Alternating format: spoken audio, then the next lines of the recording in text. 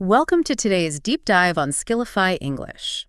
Ever look at a beautifully plated, Michelin star quality meal online and suddenly feel like your perfectly fine, home-cooked dinner is just a complete failure? Oh, absolutely. Yeah, it happens to all of us.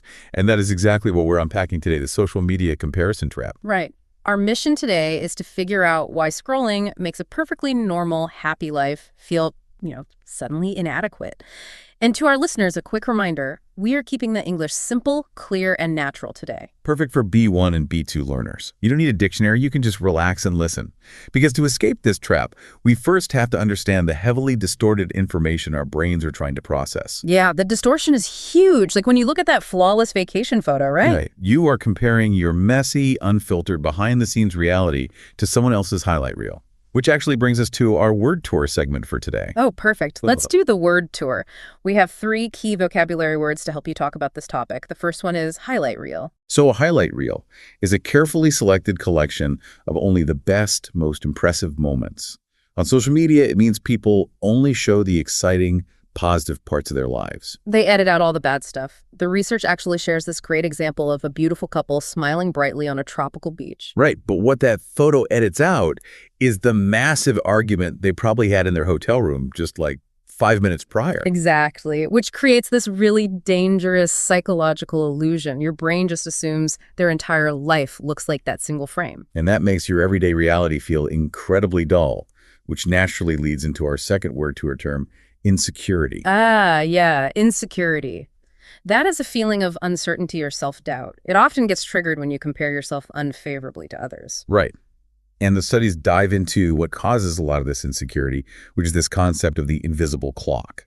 It's the immense societal pressure telling you to hit major milestones by a specific age. Like getting married or buying a house. Seeing someone younger than you buy a house triggers this panic that you missed the starting gun. Yes, exactly. And that brings up our final word, tour word, which is benchmark.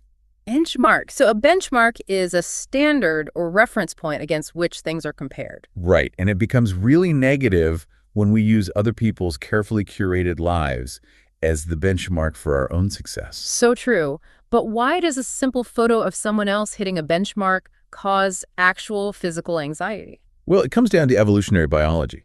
The human brain evolved to track our status within a tribe for survival. Oh, so it's a survival mechanism. Yeah, exactly. When that invisible clock shows someone else hitting a milestone first, our brain's threat detection system just goes off. It signals that we are falling behind the pack. Which historically meant losing our safety and access to resources. Right. Our brains were just never designed to handle the sheer volume of social comparison that modern platforms force on us daily. I have to push back a little on the typical advice here, though. People usually just say, well, stay in your lane and don't look sideways. But if humans are social creatures, isn't it kind of impossible to ignore the tribe? You can't ignore the tribe, no. But the research shows you can change who is in your digital tribe. The sources outline 3 actionable steps, starting with curating your input. Curating your feed, like choosing what you see. Exactly. You are the editor of your own environment. Unfollowing an account that constantly makes you feel bad about your body or your money, it isn't ignoring reality. It's ruthlessly protecting your peace. That makes sense. Curating stops the daily bleeding, so to speak, but it doesn't cure that underlying anxiety of feeling left out. True. And that is where the sources lean heavily into JOMO, the joy of missing out.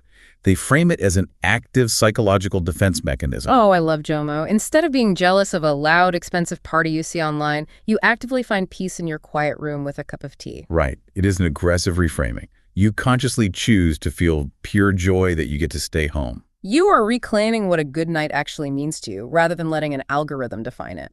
Exactly. But when that mental reframing isn't quite enough, the third step is physical grounding.